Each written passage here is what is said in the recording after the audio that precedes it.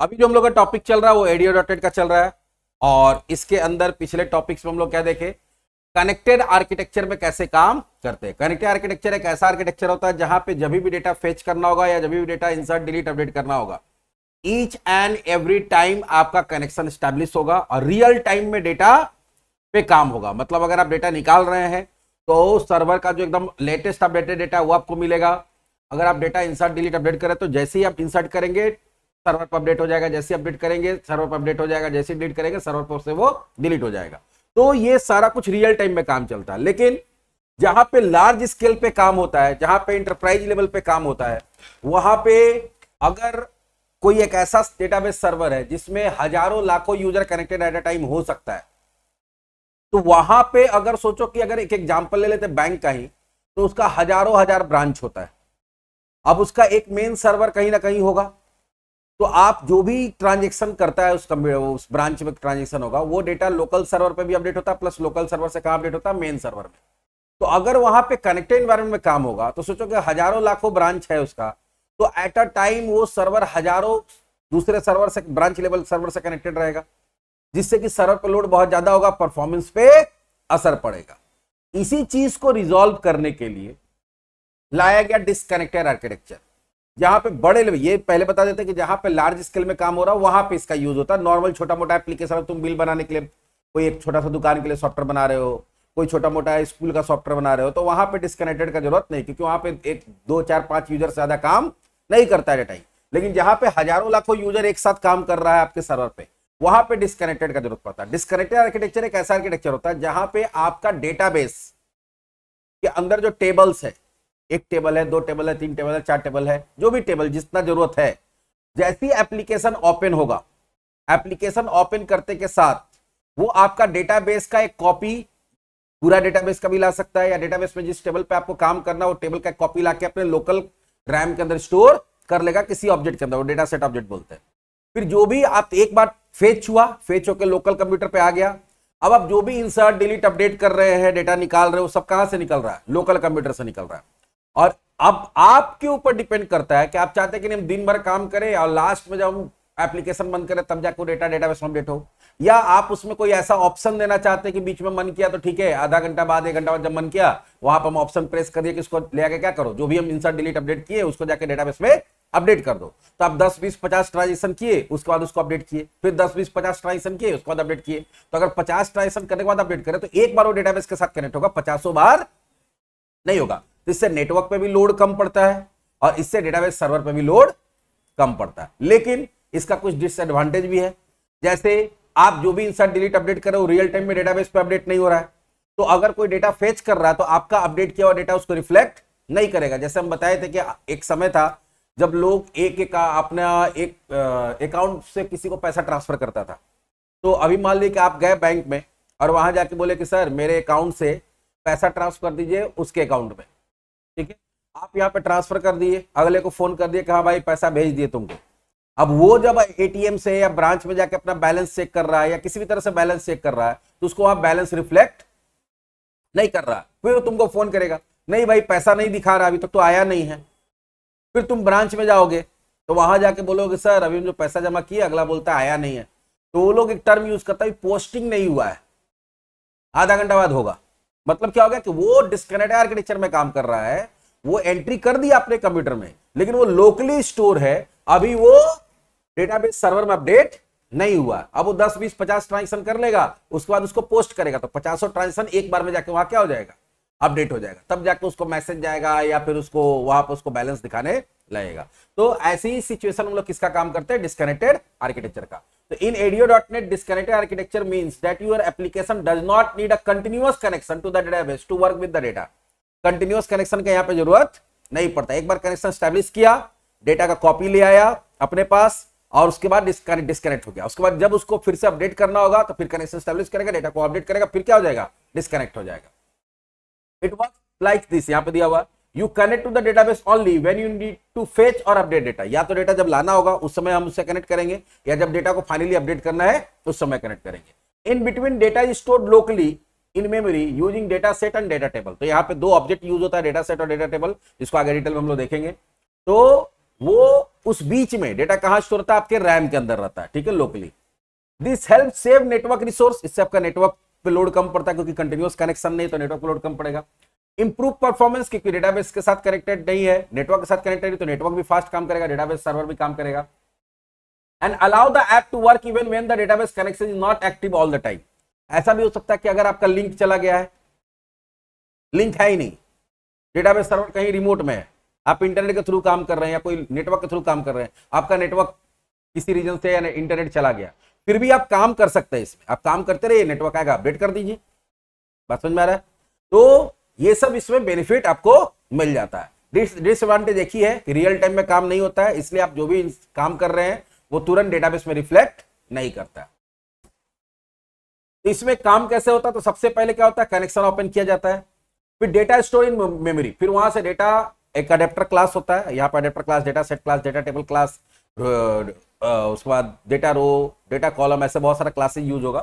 तो उन क्लासेस का यूज करके आप क्या करेंगे, डेटा को लोकली ले आएंगे, फिर कनेक्शन को क्लोज कर देंगे, फिर डेटा उसमें जो भी लोकली मॉडिफाई करेंगे, और उसके बाद फाइनली जब काम हो जाएगा तो फिर से कनेक्शन को रीओपन करेंगे, और उसके बाद क्या करेंगे, उसको डेटा अडेप्टर के थ्रू हम लोग अपडेट कर देंगे। तो ये पूरा प्रोसेस इस तरह से इसका चलता है।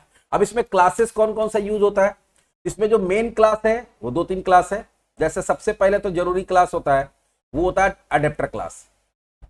अडेप्टर क्लास क्या होता है? Bridge between data set, data table and the database, handle fill and update method. देखो, अडेप्टर का मतलब ही होता है दो चीज के बीच में कनेक्शन एस्टेब्लिश कराना। जैसे हम लोग बोलते हैं ना चार्जर वाला अडेप्टर, उसका काम क्या है कि जो तुम्हारा जहां से पावर सप्लाई आ रहा है और तुम्हारा मोबाइल, ये दोनों के बीच में कनेक्शन करना है, तो उसी अडेप्टर के थ्रू करते हैं ना। अडेप्टर डाल दिया वहां पे और उससे वायर जो निकला मोबाइल में डाल दिए, दोनों का कनेक्शन हो गया। तो यहां पे डेटाबेस और जो लोकली स्टोर होगा डेटा सेट, वो दोनों के बीच में कनेक्शन स्टैब्लिश करने का काम कौन करेगा? अडेप्टर का। ये एक तरह का ब्रिज होगा जो वहां से डेटा लेके आएगा और जब आप बोलेंगे तो वहां जाके डेटा अपडेट करेगा। तो पहला तो अडेप्टर क्लास यूज होगा। कनेक्शन क्लास तो होगा ही होगा, क्योंकि बिना कनेक्शन का तो होगा नहीं। कनेक्शन के बाद ये एडिशनल बता रहे हैं, जो कनेक्टेड में कनेक्शन था वो तो रहेगा ही रहेगा।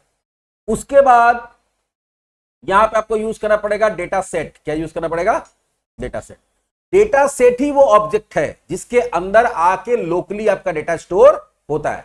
लेकिन डेटा सेट जो होता है वो एक तरह का कलेक्शन ऑब्जेक्ट होता है। कलेक्शन मतलब उसके अंदर और दूसरा बहुत सारा ऑब्जेक्ट हो सकता है, ठीक है।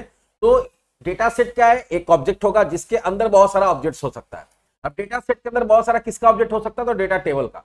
जितना टेबल आप चाहें उतना डेटाबेस से लाके अपने डेटा सेट के अंदर स्टोर कर सकते हैं। अगर एक स्टोर किए तो एक ही तो रहा, अगर आपको 2 टेबल पे काम करना तो दोनों लाके एक ही डेटा सेट में डाल सकते हैं। तो डेटा सेट एक होगा, उसके अंदर डेटा टेबल बहुत सारा हो सकता है, ठीक है। उसके बाद कमांड बिल्डर होता है। यहां पे एक्चुअली आपको सिर्फ सेलेक्ट कमांड लिखना पड़ता है, बाकी सारा कुछ लिखने का जरूरत नहीं है। इंसर्ट, डिलीट, अपडेट सारा कमांड अपने आप क्या होता है? क्रिएट हो जाता है, ठीक है। तो यहां पे कमांड बिल्डर का काम क्या है? Auto generate insert update delete command for adapter if not specified. अगर आप या तो चाहे तो आप बता सकते हैं, और अगर आप नहीं बताए हैं तो कमांड बिल्डर के थ्रू आप क्या कर सकते हैं? सारा insert, delete, update command automatic generate कर सकते हैं। तो वो ऑटोमेटिक जनरेट हो जाएगा, आपको कोड लिखने की जरूरत नहीं। तो यहाँ पे काम भी तुम्हारा क्या होगा? आसान हो जाएगा। तो ये मेनली और भी क्लासेस है, लेकिन ये कॉमनली यूज्ड है। डिस्कनेक्टेड में ज्यादातर इसका हम लोग यूज करते हैं। अब एक एक करके देखेंगे हम लोग कि किसका क्या यूज है। अडेप्टर क्लास क्या होता है, उसके अंदर कौन कौन सा प्रॉपर्टी होता है, कौन कौन सा मेथड होता है, उसका क्या काम है। फिर डेटा सेट क्लास क्या होता है, उसके अंदर कौन कौन सा प्रॉपर्टी होता है, उसका काम क्या है। डेटा टेबल क्या होता है, उसके अंदर कौन कौन सा प्रॉपर्टी होता है और उसका काम क्या है। तो सबसे जो बोले कि कनेक्शन के बाद जो सबसे मेन क्लास होता है वो क्या होता है? SQL data adapter. The SQL data adapter class in ADO.NET is like a bridge between your application and the SQL Server database when using disconnected architecture। अगर आप डिस्कनेक्टेड आर्किटेक्चर यूज कर रहे हैं तो SQL डेटा अडेप्टर एक तरह का पुल की तरह काम करेगा, ब्रिज की तरह काम करेगा, जो आपके डेटाबेस को और आपका डेटा सेट जो लोकली स्टोर है उसको कनेक्ट कराता है। ये कहां मिलता है? तो system.data.sql क्लाइंट के अंदर। तो हम जितना भी क्लासेस बता रहे हैं उसका नेम स्पेस आपको याद करना जरूरी है। इट इज रिस्पॉन्सिबल फॉर, इसका काम क्या होता है? पहला, fetch data from the database into the data set और द डेटा टेबल। वो फेच का मतलब होता है डेटा निकालना। ये डेटाबेस से डेटा निकाल के आपका डेटा सेट के अंदर आके डेटा टेबल के अंदर डाल देगा। And sending data changes from data set, data table back to the database. और उसके बाद आप जो काम किए, डेटा मान लो वहां डाटा लाए, फिर उसमें कुछ चेंजेस किए, और चेंजेस करने के बाद वापस आपको क्या करना है? भेजना है। तो उसके लिए हम लोग किसका यूज करते हैं? तुम्हारा इसी का, इसके पास फंक्शन होता है जिससे कि आप डेटा ला सकते हैं, और इसी के पास फंक्शन होता है जिससे आप डेटा पहुंचा सकते हैं। इसका कंस्ट्रक्टर, इसका ऑब्जेक्ट कैसे बनाते हैं? तो पहला तो होता है कि एसक्यूएल डेटा अडेप्टर, जो ब्लैंक बनेगा, बाकी इंफॉर्मेशन प्रॉपर्टी के थ्रू देंगे। एक हो सकता है कि नहीं, हम इसमें एसक्यूएल कमांड का ऑब्जेक्ट पास कर देंगे। किसका पास कर देंगे? एसक्यूएल कमांड का। तो एक कमांड बनाएंगे, उसके अंदर हम क्वेरी लिख देंगे और उसका ऑब्जेक्ट सीधा यहां पास कर देंगे। या तो अब कमांड ऑब्जेक्ट बनाएंगे तो कमांड क्या होता है? वो दो चीज लेता है, एक तो टेक्स्ट ले लेगा क्वेरी का और दूसरा कनेक्शन ले लेगा, तो दोनों इसको मिल जाएगा एक साथ। लेकिन आप चाहे तो नहीं, अब हम एसक्यूएल कमांड का ऑब्जेक्ट बनाना ही नहीं चाहते, तो आप इसी को दे दीजिए क्वेरी और इसी को दे दीजिए कनेक्शन का ऑब्जेक्ट, ठीक है। और तीसरा होता है कि नहीं, हम इसमें कमांड दे सकते हैं, कमांड टेक्स्ट और एसक्यूएल कनेक्शन का ऑब्जेक्ट। तो देखो यहां पे है कि आप कमांड भी दे रहे हैं और कनेक्शन स्ट्रिंग भी दे रहे हैं इसको, तो ये खुद ही खुद कमांड भी बनाएगा और खुद ही कनेक्शन का ऑब्जेक्ट भी बनाएगा। और इसमें क्या कर रहे हैं कि सिर्फ हम लोग क्या दे रहे हैं? कमांड का टेक्स्ट दे रहे हैं और कनेक्शन का ऑब्जेक्ट दे रहे हैं। तो डिपेंड करता है कि आप किस तरह से काम कर रहे हैं। तो इतना सारा इसका कंस्ट्रक्टर है कि अलग अलग तरीके से ऑब्जेक्ट बना सकते हैं। इसके पास प्रॉपर्टी क्या होता है? तो अभी जैसे हम बोले क्या क्या ब्लैंक बना लिए, तो इसमें तो कुछ दिए नहीं, तो आपको अगर उसमें डेटा निकालना है तो आपको सेलेक्ट कमांड देने के लिए सेलेक्ट कमांड नाम का प्रॉपर्टी होगा। तो मान लो कि एक हम ऑब्जेक्ट बना दिए हैं SQL data adapter blank SDA नाम से, तो SDA dot select command equals to select asterisk from जो भी टेबल नेम है। आपको इंसर्ट कमांड देना, जिसे देखो adapter dot select command equals to new command, और यहाँ पे क्या लिखा हुआ है? सेलेक्ट एस्टिक फ्रॉम स्टूडेंट, और यहाँ कनेक्शन दे दिया गया। अगर आपको इंसर्ट बताना है, अगर डेटा इंसर्ट करना है, तो adapter dot insert command equals to new SQL command insert into student, और यहाँ पे क्या दिया? नेम, और उसके साथ वैल्यू दे दिया, यहाँ पे कनेक्शन का ऑब्जेक्ट दे दिया। तो आपको अलग अलग क्या करना पड़ेगा? अगर आप इंसर्ट डिलीट अपडेट सारा बताना चाहते हैं तो आपको ये सारा प्रॉपर्टी का यूज करके उसमें नया नया कमांड ऑब्जेक्ट बना के इनिशियलाइज करना पड़ेगा, और नहीं तो कमांड बिल्डर से हम लोग काम कर सकते हैं। अगर ये नहीं यूज करना चाहते तो वो भी बता देंगे आगे कैसे होगा। उसके बाद मेनली यहाँ पे 3 फंक्शन होता है। पहला होता है फिल, दूसरा होता है अपडेट और तीसरा होता है फिल स्कीमा। फिल क्या करता है? जो भी कमांड दिए, जैसे मान लो यहाँ पे क्या दी है? सेलेक्ट एस्टिक फ्रॉम स्टूडेंट, एक डेटा सेट का ऑब्जेक्ट बनाना पड़ेगा, डेटा टेबल का ऑब्जेक्ट बनाना पड़ेगा। अगर एक टेबल का डिटेल आ रहा है तो डेटा टेबल, एक से ज्यादा आ रहा है तो डेटा सेट। तो बताएंगे डेटा टेबल कैसे होगा। तो अडेप्टर के पास फिल फंक्शन होता है, यहाँ डेटा टेबल दे दिए, तो वहां से वो एक टेबल का जो डेटा उठा के लाके डेटा टेबल में डाल देगा।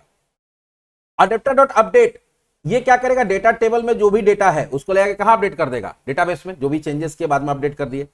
अरे को तो फिल स्कीमा, फिल और फिल स्कीमा में क्या अंतर है कि अगर फिल करते हैं तो टेबल का स्ट्रक्चर भी आता है। टेबल का स्ट्रक्चर मतलब क्या हो गया कि पूरा टेबल आ जाएगा, उसमें कॉलम का नाम, उसका डेटा टाइप और उसमें सारा रो डेटा के साथ में।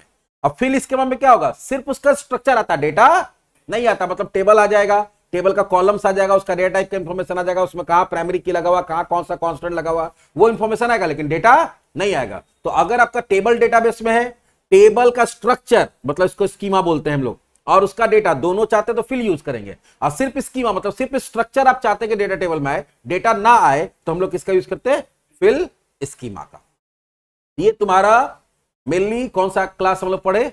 SQL adapter class. लेकिन इसमें सबसे इंपॉर्टेंट जो होता है वो होता है डेटा सेट क्लास और डेटा टेबल क्लास, क्योंकि डेटा आके कहां स्टोर होता है? डेटा सेट में, डेटा सेट के अंदर डेटा टेबल में, और डेटा टेबल के अंदर भी फिर सारा हम लोग या तो डेटा उससे निकालते हैं या अपडेट करते हैं, डिलीट करते हैं, तो उसका स्ट्रक्चर समझना बहुत जरूरी है। The data set in ADO.NET is an in memory representation of data. In memory का मतलब क्या होगा कि टोटली तुम्हारे रैम के अंदर पूरा का पूरा डेटा को स्टोर करके रखेगा और मेमोरी के अंदर काम करेगा। It can hold multiple table, एक डेटा सेट के अंदर बहुत सारा टेबल हो सकता है। देयर रिलेशनशिप्स, अब अगर 2 टेबल है 3 टेबल है तो हो सकता है किसी में प्राइमरी की है, किसी में फॉरेन की है, तो वो एक दूसरे, अगर 2 से 1 से ज्यादा टेबल है तो एक दूसरे से रिलेशन है, तो कैसे रिलेशन है। एंड अ कांस्टेंट, प्लस अगर कोई कॉलम पे कोई कांस्टेंट, किसी पे प्राइमरी की लगा के रखे हैं, किसी पे चेक की लगा के रखे हैं, किसी पे डिफॉल्ट लगा के रखे हैं, किसी पे फॉरेन की लगा के रखे हैं, तो भी इंफॉर्मेशन इसके पास होता है। क्योंकि जब डेटा डालेंगे हम लोग तो मान लो कि फॉरेन की लगा हुआ तो चेक करेगा ना कि वो जो डेटा डाले हो उसका प्राइमरी की में है कि नहीं है। अगर किसी प्राइमरी की लगा हुआ आपस में डुप्लीकेट वैल्यू डालेंगे तो चेक करेगा। तो पूरा इंफॉर्मेशन मतलब समझो कि एक तरह से वर्चुअल टेबल, जो टेबल वहां पे फिजिकली है उसका एक कॉपी वर्चुअल टेबल तुम्हारे रैम के अंदर बन जाएगा और सारा टेबल की तरह ही काम होगा। Like a small database stored in RAM, मतलब समझो कि जो वहां पे डेटाबेस है फिजिकली स्टोर है वो यहाँ पे रैम के अंदर बन जाएगा। It is a part of disconnected architecture meaning does not need to continuous data connection. और ये भी किसका पार्ट है, डिस्कनेक्टेड में यूज होता है, कंटिन्यूअस कनेक्शन की जरूरत नहीं पड़ता है। और ये मिलता कहां है, found in system dot data namespace. ये system dot data dot SQL के अंदर नहीं, एसक्यूएल क्लाइंट के अंदर नहीं है, ये सीधे कहां है, सिस्टम डॉट डेटा के अंदर। मतलब अगर आपको डेटा सेट क्लास यूज करना है तो यूजिंग सिस्टम डॉट डेटा लिखना पड़ेगा। इसका फीचर्स क्या क्या है, तो store multiple tables in the form of data table object. एक जो है यहां पे दिखाएंगे, इसका डायग्राम बनाया हम, ठीक है, काफी मेहनत लगा इसको बनाने में। तो एक डेटा सेट के अंदर बहुत सारा डेटा टेबल हो सकता है। Can store relationship between using that data relation. इसके पास एक डेटा रिलेशन नाम का भी ऑब्जेक्ट होता है, जो कि अगर मल्टीपल टेबल है तो उसके बीच में क्या रिलेशनशिप है वो स्टोर करता है। वर्क ऑफलाइन, ये हम लोग ऑफलाइन में काम कर सकते हैं, नेटवर्क फेल है, लिंक नहीं, उससे कोई लेना देना नहीं, आप काम कर सकते हैं, लिंक आएगा आप अपडेट कर दीजिए। तो fetch data once disconnected from DB, work with it and then reconnect to update. तो बोला कि डेटा फेच कर लेता है, डिस्कनेक्ट हो जाता है, फिर जब अपडेट करना होता तब काम होता है। देखो इसका एक और फायदा हो गया कि हम लोग ऑफलाइन मोड में काम कर सकते हैं। मान लो कि कभी लिंक फेल हो गया, तो लिंक फेल गया तो बैठे हुए बैंक में जाते हो ना, लिंक फेल है काम नहीं होगा, ठीक है। लेकिन यहां पे ऐसा नहीं है, अगर लिंक फेल है तो फिर भी काम कर सकते हो, जब लिंक आएगा तो अपडेट कर देंगे, कोई दिक्कत नहीं है। सपोर्ट कांस्टेंट लाइक प्राइमरी की, यूनिक की, फॉरेन की, और जो ये सब कांस्टेंट का काम होता है वो भी इसके अंदर होता है कि अगर आप कोई की का वायलेशन कर रहे हैं जो टेबल पे लगा हुआ है तो डेटा एक्सेप्ट नहीं करेगा। अब यहां देखो, इसको समझाने के लिए हम क्या बनाए। सबसे पहले देखो, ये मेरा जो ऊपर वाला पार्ट तुमको दिख रहा है, ये मेरा पूरा डेटा सेट का ऑब्जेक्ट है, ठीक है। एक डेटा सेट के अंदर क्या होता है, एक कलेक्शन होता है, डेटा टेबल कलेक्शन बोलते हैं। क्या बोलते हैं, डेटा टेबल कलेक्शन। तो डेटा सेट ऑब्जेक्ट, ऑब्जेक्ट के अंदर ऑब्जेक्ट, उसके अंदर ऑब्जेक्ट, यहां पे क्या है, बहुत सारा ऑब्जेक्ट्स है। तो सबसे टॉप लेवल ऑब्जेक्ट कौन है, डेटा सेट। डेटा सेट के अंदर किसका ऑब्जेक्ट हो सकता है, डेटा टेबल कलेक्शन का। और डेटा टेबल कलेक्शन के अंदर बहुत सारा डेटा टेबल हो सकता है, जैसे यहां पे 3 डेटा टेबल है, तो सबके अंदर अलग अलग है, ठीक है। तो डेटा सेट के अंदर क्या होगा, 2 चीज होगा, डेटा टेबल कलेक्शन और डेटा रिलेशन कलेक्शन। क्योंकि अगर ये इसके अंदर कुछ ना कुछ रिलेशन होगा तो उसका इंफॉर्मेशन भी कहां रहेगा, डेटा सेट के अंदर ही रहेगा। प्लस इसके अंदर डेटा टेबल कलेक्शन होगा। डेटा टेबल के अंदर क्या होगा, तो एक टेबल के अंदर बहुत सारा रो हो सकता है, तो एक डेटा रो कलेक्शन होता है। फिर उसमें बहुत सारा कॉलम हो सकता है, तो डेटा कॉलम कलेक्शन हो सकता है। और एक टेबल में बहुत सारा कांस्टेंट लगा रह सकता है, तो उसमें डेटा कलेक्शन हो सकता है। तो हर टेबल का अपना रो कलेक्शन होगा, अपना कॉलम कलेक्शन होगा और अपना कांस्टेंट कलेक्शन होगा, तीनों टेबल का। ये मोटा मोटी देखो ये आर्किटेक्चर है। अब अगर आपको कभी भी कोई डेटा निकालना या डालना तो पहले डेटा सेट का ऑब्जेक्ट यूज करना पड़ेगा, फिर टेबल कलेक्शन के थ्रू जाएंगे हम लोग कहां पे, उस टेबल में। अब टेबल का निकालने के लिए तो टेबल का नाम यूज कर सकते हैं या उसका इंडेक्स। पहला जो टेबल ऐड करते हो 0 होता है, दूसरा टेबल जो ऐड करते हो 1 पे होता है, तीसरा क्या होता है 2 पे होता है। उसके अंदर फिर क्या होता है, अगर रो पे काम करना है तो डेटा टेबल का ऑब्जेक्ट डॉट रोज नामक प्रॉपर्टी होता है, आगे बताएंगे। तो बहुत सारा प्रॉपर्टी के थ्रू रो और कॉलम को एक्सेस कर सकते हैं। और यहां पूरा का पूरा इंडेक्स पे काम होता है। किस पे काम होता है, इंडेक्स पे। दिखाएंगे जब कलेक्शन की बात आता है। तो ये आर्किटेक्चर है जिसमें डेटा सेट के पास 2 चीज होगा, डेटा टेबल कलेक्शन और data relation. Data table relation के पास, डेटा टेबल कलेक्शन के पास क्या होगा, डेटा टेबल्स। और डेटा टेबल के अंदर क्या क्या होगा, रो कलेक्शन, कॉलम कलेक्शन और कांस्टेंट कलेक्शन। हर टेबल के पास ये 3 चीज होगा। अब डेटा सेट के अंदर हम लोग किसका यूज करना पड़ता है, डेटा टेबल क्लास का, ठीक है, डेटा टेबल क्लास का। तो data table class in C# ADO.NET is one of the most important class in the system dot data name space. Data table भी कहां मिलता है, सिस्टम डॉट टेबल के अंदर ही मिलता है, सिस्टम डॉट डेटा के अंदर मिलता है। It represent an in memory tabular data structure like table in a relational database consisting row and column. जो टेबल होता है वो मेनली डेटा सेट में तो बहुत सारा टेबल हो सकता है, उसके अंदर तुम्हारा रिलेशन का कलेक्शन हो सकता है, उसके पास बहुत सारा एडिशनल इंफॉर्मेशन हो सकता है, लेकिन मेनली टेबल को जो रिप्रेजेंट करता है वो कौन करता है, डेटा टेबल करता है। तो डेटा टेबल का भी यूज करना होगा, आगे जब यूज करेंगे तो दिखाएंगे। It is widely used in disconnected architecture scenario where data is retrieved from the database and stored in the memory for manipulation। ये भी मेरा सिंपल सा बात है, कहां यूज होता है, डिस्कनेक्टेड में, जहां पे डेटाबेस से टेबल आके मेमोरी में स्टोर हो जाता है, वहां पे हम उसको मैनिपुलेट करते हैं without maintaining a continuous connection to the database. बिना डेटाबेस में कंटिन्यूअस कनेक्शन बनाए हुए हम लोग इसका यूज कर सकते हैं। फीचर्स क्या है, तो store data in row and column format, ये पूरा का पूरा टेबल के फॉर्म में ही रखता है। तो जैसे आप डेटाबेस में काम कर सकते हैं वैसे यहां पे भी काम कर सकते हैं। कैन डिफाइन स्कीमा, इसके साथ इसमें कॉलम का नाम, उसका डेटा टाइप, उसका कांस्टेंट भी रहता है, स्कीमा को पता रहता है। कैन होल्ड प्राइमरी की, यूनिक की कांस्टेंट, फॉरेन की कांस्टेंट, ये कांस्टेंट भी सपोर्ट करता है। तो वहां जो टेबल में कांस्टेंट होगा वो कांस्टेंट यहां पे भी काम करेगा। सपोर्ट रिलेशनशिप, यहां पे प्राइमरी की, फॉरेन की बना के रिलेशनशिप भी कर सकते हैं। Plus can be serialized and deserialized. याद होगा जब एपीआई वगैरह बनाते हैं तो डेटा जेसन या एक्सएमएल के फॉर्म में जाता है, तो जब आपको उसको सीरियलाइज करके भेजना होगा कहां पे, अगर एपीआई में इसका यूज करें ADO.NET को, तो फिर वहां जब जाएगा तो वो उसको डीसीरियलाइज करके फिर इसको यूज करेगा, तो ये सीरियलाइजेशन डीसीरियलाइजेशन सपोर्ट करता है। Plus provide reach method for filtering, sorting, searching and manipulating data. Database पर टेबल आ गया तो जैसे वहां पे क्वेरी कर सकते थे हम लोग, कहां पे, मान लो वहां पे हम पूरा डेटा निकाले पूरे टेबल का, लेकिन हमको यहाँ एप्लीकेशन में कुछ सेलेक्टेड कॉलम चाहिए, सेलेक्टेड रो चाहिए, तो यहाँ पे हम लोग उसको क्वेरी भी कर सकते हैं, यहाँ पे फिल्टर कर सकते हैं, सॉर्ट कर सकते हैं, सर्च कर सकते हैं, plus manipulation, insert, delete, update भी कर सकते हैं। इसके पास बहुत सारा प्रॉपर्टीज होता है। अब कुछ कुछ मेन प्रॉपर्टी जो ज्यादातर हम लोग यूज करेंगे, इसमें सबसे ज्यादा जो यूज होगा वो होगा हमारा कॉलम्स और रोज। कॉलम्स जो है, get the collection of data column object.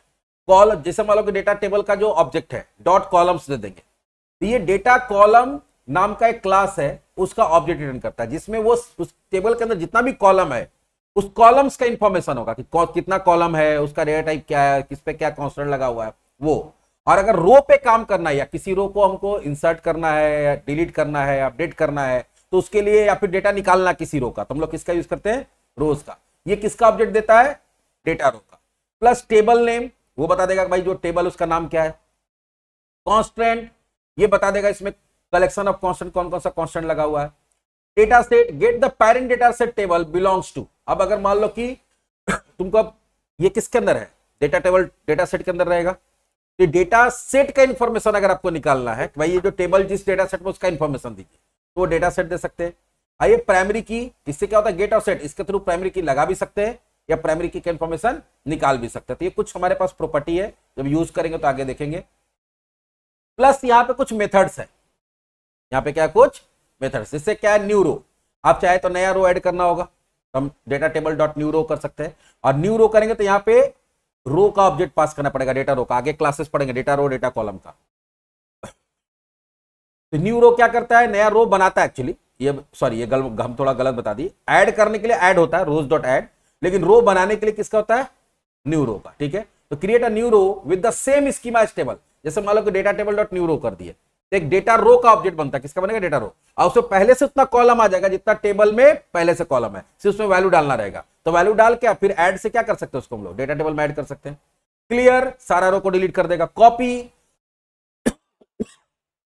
मान लो कि तुम्हारे डेटा टेबल में है, उसको उसका सारा डेटा को कॉपी करके दूसरा डेटा टेबल बनाना है, तो हम लोग क्या करते हैं, कॉपी, तो डुप्लीकेट रिटर्न कर देता है।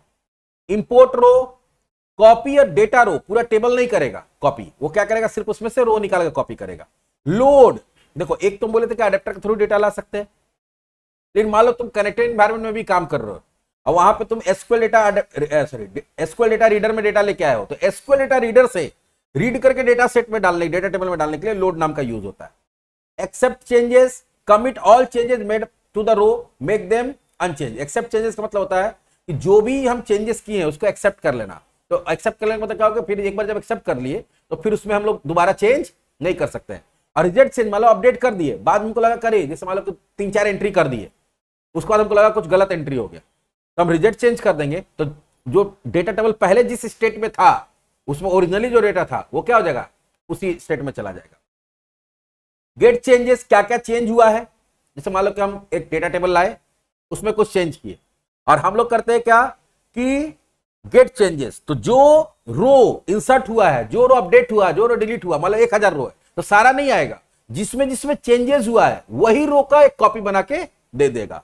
और रीसेट क्या करता है, reset the table to the original state, remove schema and data. Reset का मतलब है कि सीधा सीधी डेटा टेबल को क्या करेगा, रीसेट कर देगा। तो देखो क्लियर का काम क्या है, सिर्फ डेटा डिलीट करेगा, उसमें स्कीमा रहेगा, टेबल रहेगा, और रीसेट क्या करेगा कि पूरा खाली कर देगा, ना टेबल का स्कीमा रहेगा ना तुम्हारा टेबल रहेगा। ये कुछ कॉमन चीज है जो आपको डिस्क्रिप्टिव आर्किटेक्चर में जानना जरूरी है। और भी चीज है, जैसे से आगे आएगा बताएंगे, इसमें डेटा रो क्लास होता है, डेटा कॉलम क्लास होता है, जो हम लोग को जानना जरूरी है। लेकिन हम लोग कुछ प्रैक्टिकली करके देख लेते हैं कि कैसे किसी डेटाबेस का डेटा किसी टेबल में लेके हम लोग आ सकते हैं और कैसे उसको निकाल। फिलहाल अभी हम लोग आज एक काम देखेंगे कि कनेक्शन कैसे स्टैब्लिश करेंगे डिस्कनेक्टेड में, अडेप्टर का क्लास कैसे बनाएंगे, फिर अडेप्टर के थ्रू डेटा सेट में जाके डेटा कैसे लाएंगे, उसमें कैसे डेटा टेबल में आएगा, और डेटा कैसे निकाल के हम लोग प्रिंट करेंगे। तो इतना सारा कुछ देखते हैं। तो चलिए इसके लिए हम लोग क्या करते हैं, नोटपैड खोलते हैं,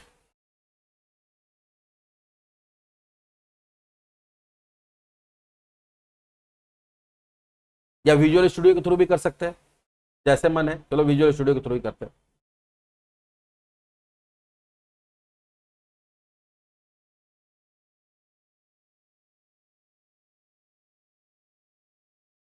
यहां पे एक नया प्रोजेक्ट बनाते हैं, कंसोल एप्लीकेशन।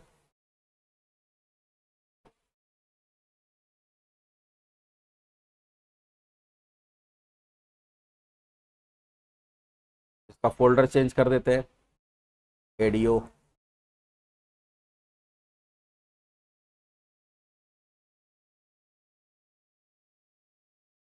Disconnect demo 1।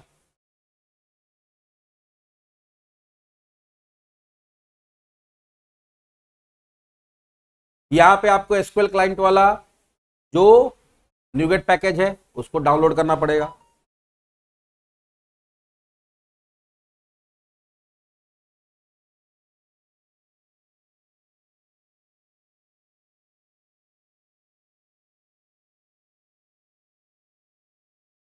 यहां पहले tools, NuGet package manager for solution.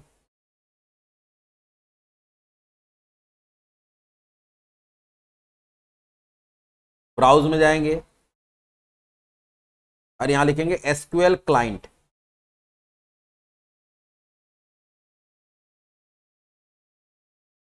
ये आ जाएगा Microsoft data dot SQL client. यहां से सेलेक्ट करके प्रोजेक्ट को इंस्टॉल कर देंगे।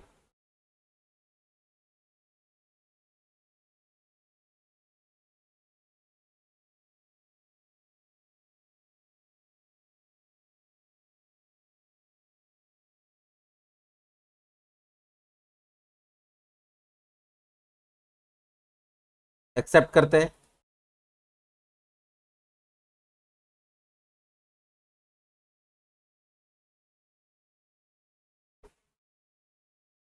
हो गया। चलो अब हम लोग प्रोग्राम बनाना शुरू करते हैं।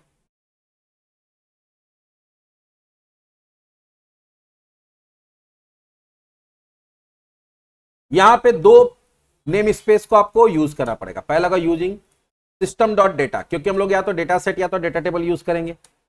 दूसरा करना होगा using system dot data dot SQL client.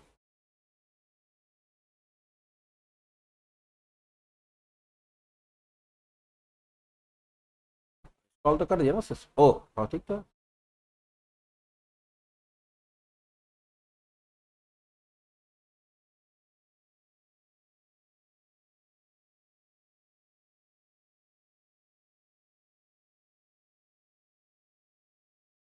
क्यों नहीं आ रहा भाई?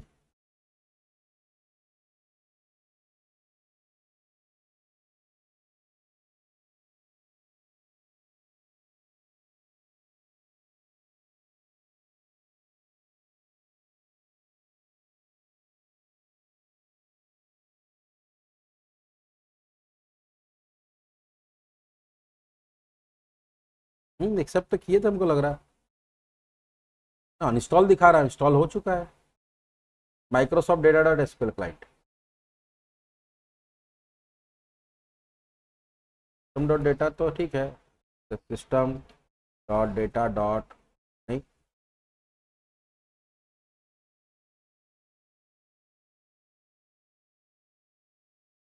है तो Microsoft dot data dot SQL client.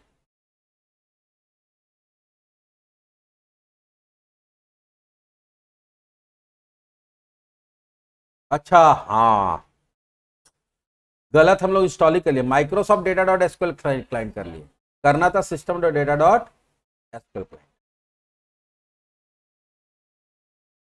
कभी कभी हड़बड़ी में ये सब भी होता है। अब हो जाएगा। यूजिंग सिस्टम, फिर using system dot data, using system dot data dot आगे SQL client, public class disconnect demo 1।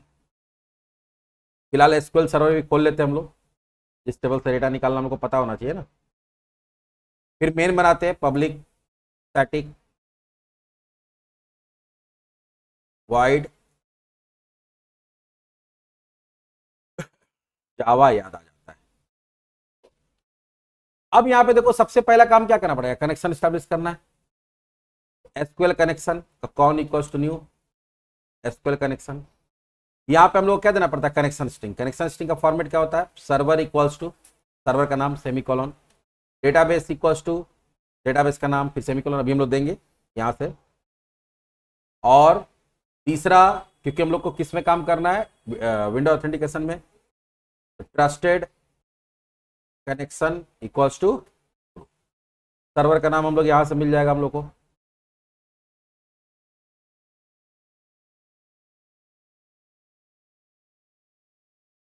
Database login करते हैं, किस डेटाबेस से हम लोग निकाल रहे थे डेटा उससे पहले,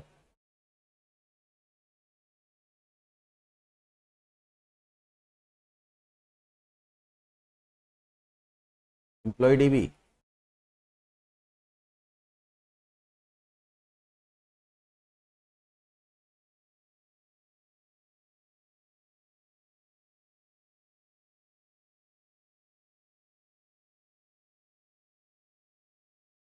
ठीक है, इसमें 3 डेटा है, इसी से निकाल लेते हैं। तो डेटाबेस का नाम क्या है, तो डेटाबेस का नाम हमारा है employ DB. Database equals to में यहाँ क्या आ जाएगा, एम्प्लॉय डीबी। टेबल का नाम तो एम्प्लॉय है ही, फिर यहाँ पे भी लास्ट में भी सेमीकोलन होता है। फिर कनेक्शन को ओपन करेंगे, कॉन डॉट ओपन, फिर एक कमांड ऑब्जेक्ट बनाना होगा। तो यहाँ क्या करेंगे, एसक्यूएल कमांड का com equals to new SQL command, और यहां हो जाएगा सेलेक्ट एस्ट्रिक फ्रॉम एम्प्लॉय, और यहां पे क्या हो जाएगा, कौन। अब हम लोग को बनाना पड़ेगा एसक्यूएल डेटा अडेप्टर का। तो यहां क्या करेंगे, एसक्यूएल डेटा अडेप्टर का SDA equals to new SQL data adapter, ठीक है। और इसके अंदर सीधा कॉम पास कर देंगे। तो हम एक दो कंस्ट्रक्टर क्या बताते हैं, इसमें कमांड पास कर सकते हैं। अगर आप कमांड पास नहीं करना चाहते तो कनेक्ट पहले दे दीजिए क्या, command select asterisk from employ, और दूसरा क्या दे दीजिए, कनेक्शन स्ट्रिंग दे दीजिए। ये खुद ब खुद कमांड बना लेगा, खुद ब खुद कनेक्शन स्ट्रिंग बना लेगा। नहीं तो तीसरा क्या हो सकता है, क्या आप क्या दे दीजिए, कमांड वाला स्ट्रिंग दे दीजिए और कनेक्शन का ऑब्जेक्ट दे दीजिए, तो तुम्हारे ऊपर। लेकिन ये सिंपल मॉडल यही है। एक बार जब अडेप्टर का ऑब्जेक्ट बन गया तो अब हम लोग डेटा सेट का ऑब्जेक्ट बनाते हैं। किसका बनाते हैं, डेटा सेट का। अगर एक ही टेबल है तो हम डायरेक्टली डेटा टेबल का भी बना सकते हैं। तो फिलहाल मेरा एक ही टेबल है, फिलहाल डेटा टेबल बनाते हैं। तो यहां पे क्या करेंगे, डेटा टेबल का dt equals to new data table. बहुत आसान है ऑब्जेक्ट बनाना, और इसी में डेटा लाके फिल करना। तो फिल कौन करेगा, अडेप्टर। फिल कौन करेगा, एसडीए डॉट फिल नाम का फंक्शन होता है। कहां फिल कर दीजिए, dt में सारा डेटा आके स्टोर हो जाएगा। dt में सारा डेटा आके स्टोर। एक बार dt में जब डेटा आ गया तो हम कनेक्शन को क्लोज कर सकते हैं। हम बोले थे ना, कनेक्शन को क्लोज कर देंगे, कनेक्शन क्लोज। अब आपको डेटा सेट से डेटा निकाल के क्या करना, प्रिंट करना। तब इसका स्ट्रक्चर समझना पड़ेगा। ये जस्ट लाइक टेबल की तरह काम करता है। तो यहां पर हम लोग को, क्योंकि एक तरह का कलेक्शन होता है, तो कलेक्शन में क्या है, रो का कलेक्शन होगा। किसका होगा, रो का। तो यहां पे हर रो को रिप्रेजेंट करने के लिए डेटा रो नाम का क्लास होता है, और हर कॉलम को रिप्रेजेंट करने के लिए डेटा कॉलम होता है। तो फिलहाल अभी हम लोग क्या करेंगे, एक फॉर लूप चलाएंगे। क्या चलाएंगे, फॉर ईच लूप, और यहां देंगे डेटा रो, ठीक है।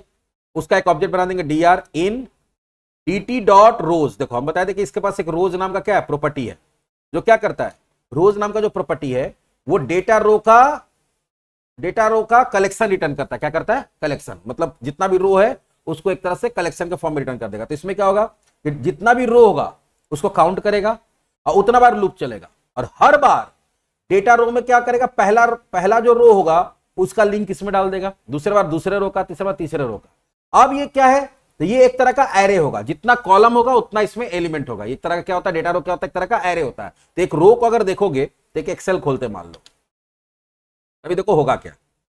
मान लो कि ये टेबल है तुम्हारा, समझाने के लिए बता रहे सिर्फ, इतना दूर तुम्हारा टेबल है, ये टेबल है। तो ये लूप तो ये लूप अगर इसमें 4 रो है, ये लूप 4 बार चलेगा। कितना बार चलेगा, 4 बार। और जो तुम्हारा हम लोग क्या बनाया, dr, तो dr में पहला बार क्या होगा, पहला बार dr इसके साथ लिंक हो जाएगा। तो अभी ये जो होगा, ये 0, पहला कॉलम 0 पोजीशन पे होगा, ये मतलब सिर्फ इसके साथ लिंक होगा। ये पहला 0 पोजीशन होगा इसका, दूसरा, तीसरा, चौथा। तो आपको पता होना चाहिए कितना कॉलम है उसके अंदर। तो मान लो यहाँ कितना कॉलम है, 1 2 3 4 5 6 कॉलम है, कितना कॉलम है, 6 कॉलम। तो यहां पर हम लोग कैसे देंगे, प्रिंट करेंगे, इसको प्रिंट करेंगे ऐसे, कंसोल डॉट राइट लाइन, पहले देंगे डीआर का 0 पोजीशन,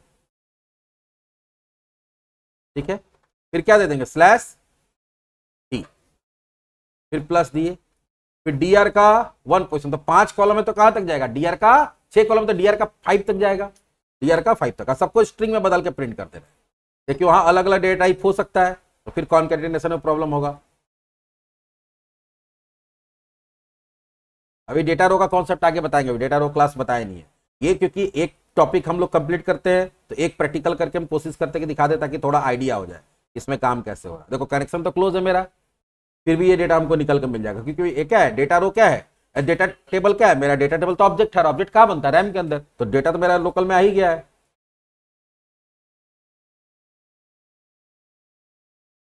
तो डीआर का 3 पोजीशन,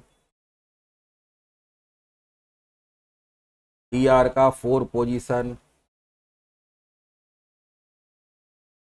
फिर डीआर का 5, 6 कॉलम है तो 5 तक जाएगा ना, सब में 2 स्ट्रिंग कर देते हैं, कॉन्कैटिनेट कर देते हैं, ऐसे ऑटोमेटिक हो जाएगा। लेकिन ये कहता है कि भाई आप उसको टाइप कास्ट कर दिए ताकि कोई प्रॉब्लम नहीं, भी करेंगे तो कोई दिक्कत नहीं।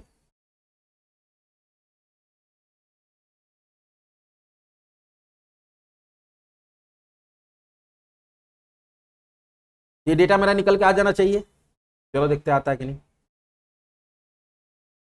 जितना रो होगा उतना बार चलेगा, उतना बार हर लाइन में अलग अलग डेटा आ जाएगा।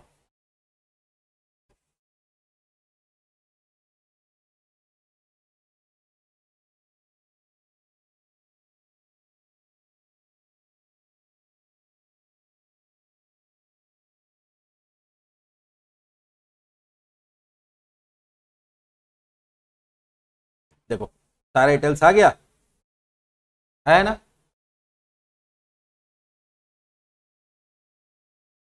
अब तुम चाहते हो कि नहीं इसमें हेडिंग्स भी प्रिंट हो जाए, क्या हो जाए, हेडिंग में कॉलम का नाम क्या हमको तो नहीं पता, हम चाहते हैं कॉलम का नाम है वही आए।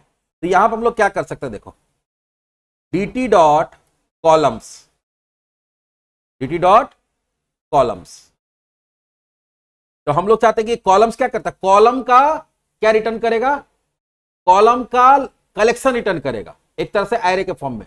तो हम लोग को तो नहीं पता कि यहाँ पे कितना होगा, तो यहाँ पे हम लोग एक काम करते हैं, पहले डेटा कॉलम्स का एरे,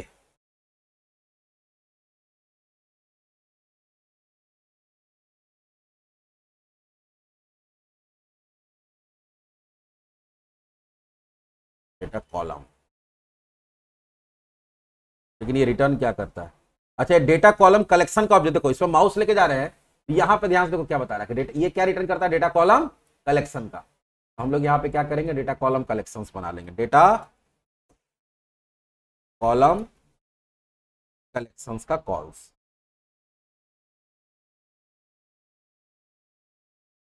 आ गया। अब डेटा कॉलम कलेक्शन का जो कॉल्स बन गया, इसमें सारा कॉलम का नाम आ गया।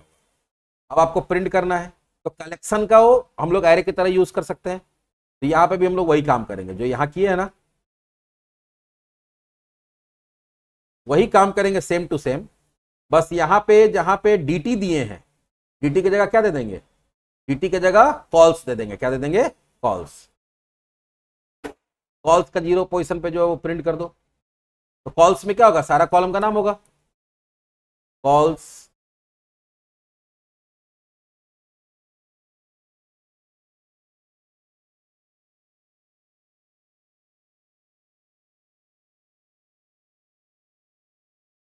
तो टेबल में जो भी कॉलम का नाम होगा वो नाम यहां पे प्रिंट हो जाए।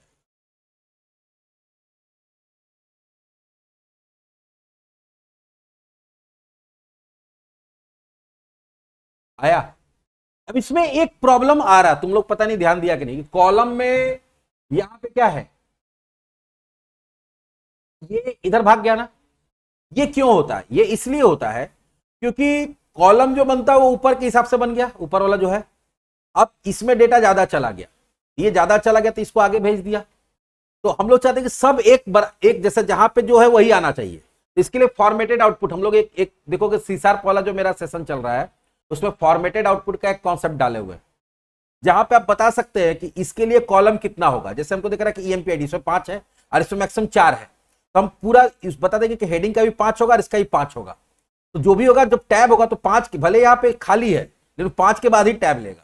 ठीक है, अब ईएमपी नेम में देख रहे कि हाँ मेरा बहुत लंबा हो सकता है नाम 20 तक, तो हम 20 दे देंगे, तो ये 20 कॉलम का बना लेगा, तो जो भी होगा 20 के बाद ही होगा। फिर इसका काउंट कर लेंगे मैक्सिमम कितना जा रहा है, डीओबी के लिए उतना दे देंगे, तो ये क्या होगा, एकदम बराबर बराबर चलेगा। वो हम किसी दिन करके बता देंगे। ऐसे ही हम शेड्यूल मेरा देखोगे, तुम सीसार कॉलेज प्लेलिस्ट में जाओगे तो सीसार कॉलेज प्लेलिस्ट में ये टॉपिक हम पढ़ा चुके हैं। फॉर्मेटेड आउटपुट उसको बोलते हैं, क्या बोलते हैं, वहां पे सिस्टम डॉट फॉर्मेट करके अलाइनमेंट सेट कर सकते हो, उसको बोलते हैं अलाइनमेंट। लास्ट में वो तुमको दिख जाएगा कैसे करते हो। लेकिन फिलहाल देखो ये डिस्कनेक्टेड आर्किटेक्चर में कैसे हम लोग डेटा को डेटा टेबल में डाले और कैसे उसका डेटा निकाले।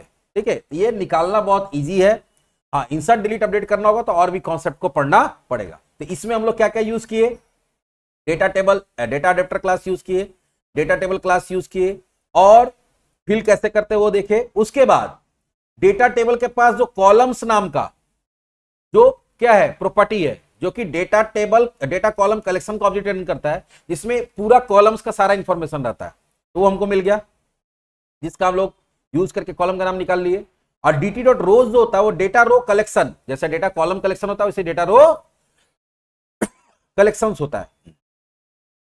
तो डेटा रो कलेक्शन का ऑब्जेक्ट रिटर्न करता है, जिसके अंदर अलग अलग डेटा रो होता है। तो हम लोग यहां फॉर लूप चला के और एक एक करके निकाल के उसको प्रिंट भी कर लिए। तो अभी हम लोग सिर्फ क्या किए हैं, अभी सिर्फ हम लोग डेटा निकाले हैं, इंसर्ट डिलीट अपडेट नहीं किए। वो भी कर सकते हैं, बताएंगे।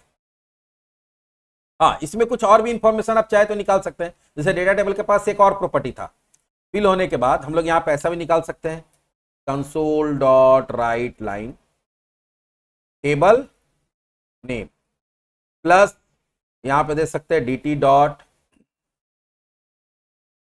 Table name.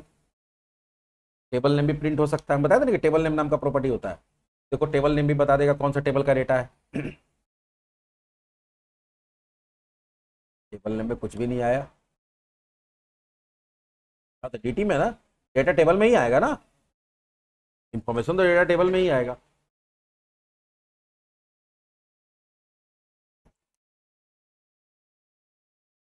अच्छा, यहाँ पे हम लोग को बताया नहीं है, देखो यहाँ बताना पड़ता है तब आएगा।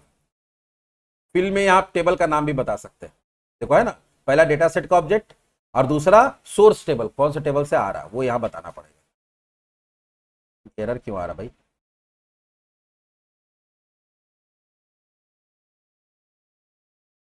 नहीं नहीं उससे प्रॉब्लम नहीं है।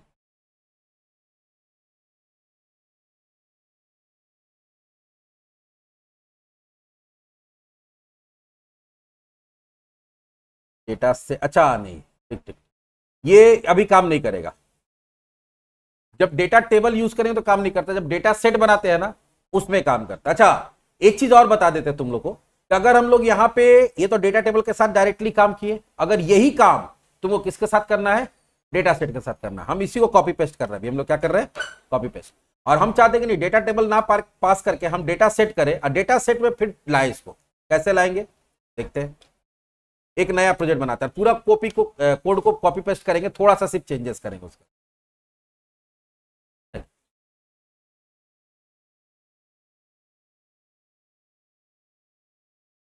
गलती से पूरा प्रोजेक्ट क्लोज करने की जगह विंडो क्लोज कर दी।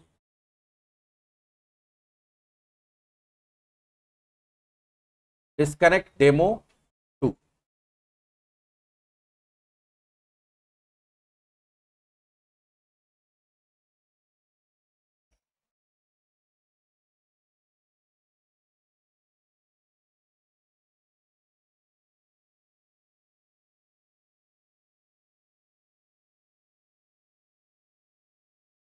सेम कोड को कॉपी पेस्ट करते हैं और यहां पे फिर न्यूगेट पैकेज से क्या करना पड़ेगा, system dot data dot SQL client को इंस्टॉल करना पड़ेगा। इस बार system dot data dot SQL client करेंगे, पिछले बार गड़बड़ हो गया था।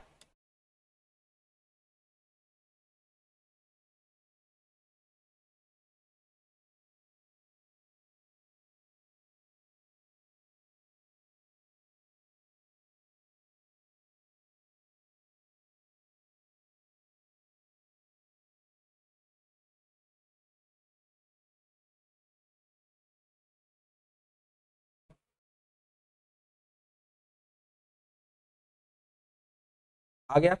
अब अगर यहां पे मान लो तुम डेटा टेबल की जगह पे डेटा सेट का ऑब्जेक्ट बनाते हो, डेटा सेट, तो डेटा सेट एक तरह से क्या है, कलेक्शन ऑफ डेटा टेबल होता है, या डीएस कर दिए, तो यहां पे भी क्या दे देंगे, डीएस। लेकिन जब यहां पे डेटा सेट में फिल करते हैं तो यहां पे टेबल का नाम बताना पड़ता है, तो टेबल का नाम भाई कौन सा टेबल से डेटा आ रहा है, किससे आ रहा है, एम्प्लॉय से। आ गया। अब ये करेंगे हम लोग। अब यहां डीटी नाम का तो ऑब्जेक्ट है नहीं मेरे पास, क्या डीएस है, तो डीएस क्या है, डीएस जो है, डीएस के पास क्या होता है, डीएस के पास डेटा सेट के पास होता है डेटा टेबल कलेक्शन, जैसे डेटा रो कलेक्शन था, इसके पास क्या होता है, डेटा टेबल कलेक्शन होता है, जिसमें बहुत सारा टेबल हो सकता है, तो अगर एक भी है तो वो उसके 0 पोजीशन पे होगा, कहां होगा, तब जहां पे भी देना होगा तो वहां डीटी की जगह क्या देंगे, डीएस देंगे, क्या देंगे, डीएस का 0 पोजीशन। यहां पे भी तुमको क्या देना पड़ेगा, जहां डीटी दिए वहां क्या देना पड़ेगा, डीएस का 0 पोजीशन। ये था ना,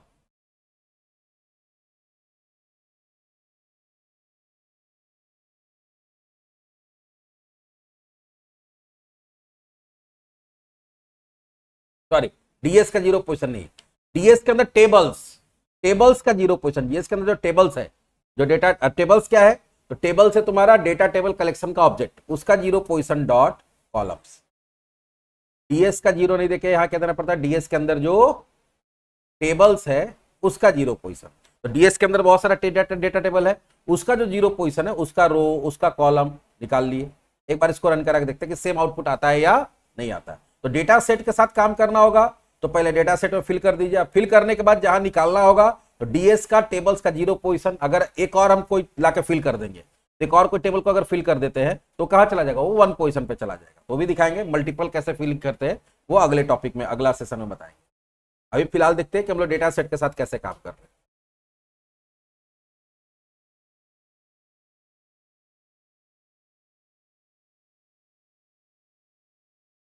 बंद क्यों हो जा रहा भाई, कंसोल डॉट रीड लाइन बंद हो जा रहा, तो उसको रीड लाइन दे दो एक ठो।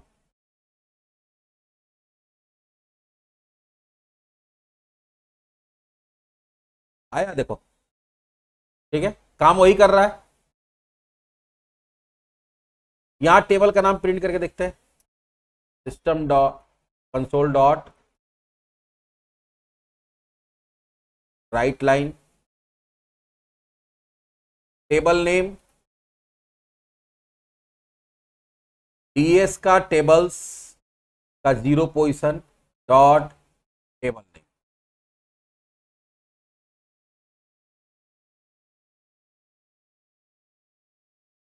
अभी भी नहीं आया, टेबल नेम क्यों नहीं प्रिंट कर रहा भाई। अच्छा ठीक है, टेबल नेम हम पेंडिंग में रखते हैं, देखते हैं कहीं कुछ छूट रहा होगा हमसे, इसके कारण नहीं आ रहा।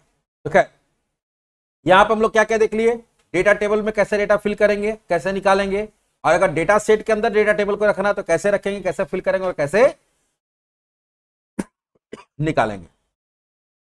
नेक्स्ट क्लास हम लोग इसमें इंसर्ट डिलीट अपडेट भी कैसे करेंगे उसको भी देखेंगे, प्लस डेटा रो और डेटा कॉलम को भी डिटेल में देखेंगे, डेटा रो क्लास और डेटा कॉलम क्लास को।